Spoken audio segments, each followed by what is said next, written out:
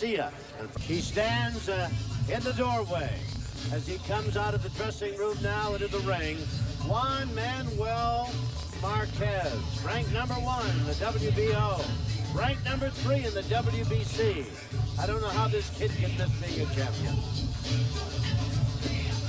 Tom, believe it or not, it was December 3rd, 1994. Do you remember that when we first got a look at Marquez in Las Vegas? You, me, Fernando, we were there ringside in Vegas, and we saw his first United States fight when he defeated Israel Gonzalez. He knocked him out in the 4th round, and we said that night, let's see more of Juan Manuel Marquez because he looks great. We've done about 15 of his fights since, and he's been everything that we could have expected. Jose de Jesus Garcia hasn't fought since 1997, and he lost, and that fight was over in Johannesburg, South Africa. He was a member of the Mexican Olympic team, Fernando, in '88. One of his proudest moments. Feels he probably should have been given a gold medal or some kind of a medal. It was a weird situation, but he's a very nice young man, and he had some great talent. He does, and he says that although he's been away from professional boxing, he has been in the gym. He is ready for this fight, and he knows the big chance that he's taking today. Oh boy, I tell you, this is a big opportunity for De Jesus Garcia. But of course, a man who's been waiting and waiting and waiting and now is impatient. Juan Manuel Marquez, he cannot afford to have somebody, a prohibitive underdog, take away what appears to be in the offing a title shot. Jimmy Lennon Jr. will introduce the fighters. Jimmy, please. Ladies and gentlemen in attendance and boxing fans joining us across the Southland on KCAL Channel 9, we welcome you to the beautiful Spotlight 29 Casino in Coachella for our featured bout of the evening, brought to you by Forum Boxing Incorporated, Spotlight Promotions, and Budweiser, the undisputed king of beers. This bout coming away is sanctioned by the California State Athletic Commission. The chairman is Ernest H. Weiner. Executive director is Rob Lynch. Now we introduce our judges whose duty is to score this bout from ringside. We have Chuck Hassett, Larry Rosadia, and Pat Russell. Our referee in charge of this main event, he'll be giving instructions after the introductions, Raul Cais. All right, fans, here we go with the main event of the evening, a featherweight special attraction scheduled for 10 rounds of boxing. Introducing to you first on my left, fighting out of the red corner, wearing blue trunks with silver trim, hailing from Ciudad Juarez, Chihuahua, Mexico. He weighed in at the featherweight limit of 126 pounds. His record stands at 24 wins, 8 losses, with 19 wins coming by way of knockout. Ladies and gentlemen, please welcome Jose Mágico de Jesus Garcia.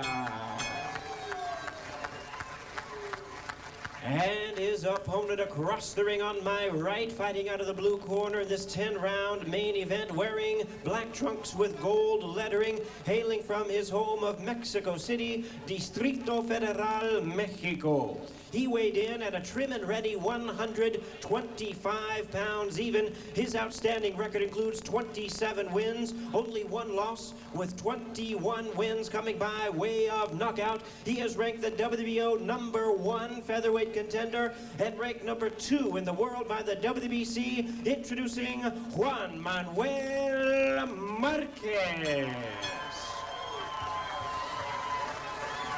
Once again, Raul Cais, our referee in charge, 10 rounds of boxing. Muchachos, les di las instrucciones ahí abajo. Acuérdense, el bolsito para aquí, para arriba, nada para abajo. Buena suerte, dense la mano.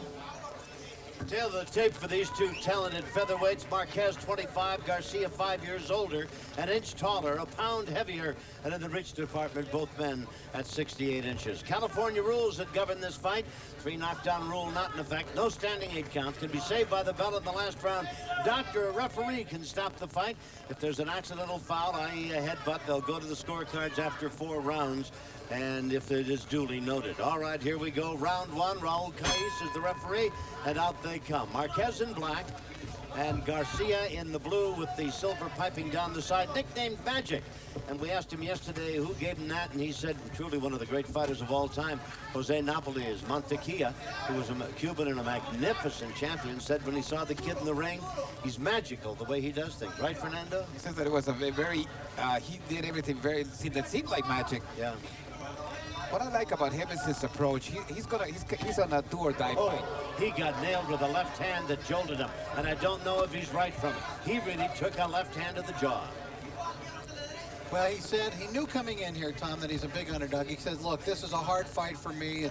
I'm very conscious that Marquez is a tough, great fighter, but it's a very good opportunity for me too because of his high ranking, so I've got to take it. Threw kind of a low left hand there, and Marquez responded with a nice left hand, comes back with a left-right combination. He said, if I win, I'm right up in the rankings. Oh, boy. That's a big if.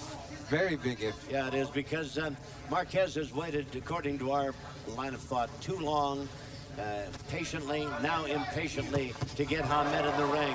Throws a nice right hand. You know, Marquez is coming out, gentlemen, and being much quicker on the attack than we've seen him in recent fights. He generally takes a round or two to size the guy up, doesn't he? I still think he's sizing him. As you can see, he's not really launching forward. He is just, as soon as he gets into range, he starts opening up. Nacho Beristain, you know, is, I tell you, he's so conservative he wears a belt and suspenders, I'm sure. Honest to God, Nacho Beristain. Oh, right hand, short to the point. I don't think Garcia's going to get up. That was a magnificent punch, Tom. A very unusual punch and a spectacular knockout in one round by the man we continue to claim is the very best in the world in his weight class, Juan Manuel Marquez. You know, the bad part about all of it is, we may have seen him for the last time. I mean, let's face it, finances being what they are, foreign boxing may not be able to command his attention in future fights. What a magnificent athlete. This is an unusual punch. Look at that right uppercut. You've never seen anybody put the body more into a punch than Juan Manuel Marquez just did there. And look at how his whole body is tensed. Watch the muscles on Juan Manuel. Oh, man, I'm telling you, that is a tremendous shot. And the thing is that Caiz immediately called him out. He didn't wait too long for this because he knows the power of this guy. Yeah. Oh, that and is I think just he might have been thinking back to the fight he recently did with Garcia, too, where he should have stopped. And what do you think Hamed is thinking at this time? Oh, boy. Juan Manuel. We'll be back to talk to him in a moment. Jeep dealer. Welcome back to Spotlight 29 Casino. You're watching Fight Night on KCAL. Electrifying fashion from Juan Manuel Marquez in the first round. Jimmy Lennon Jr. has the official call. Ladies and gentlemen, we have the time of 1 minute 54 seconds of round number one. A referee in charge, Raul Caiz, stops the contest. The winner by way of knockout, the #1 rated featherweight contender, Juan Manuel Marquez. Marquez never looked better of mind and body. Boy, he is ready. Hamed is the prince, but Juan's the king. Well, Nassim, if you want to see some power, take a look at the tape of this one. It ought to be a dandy one.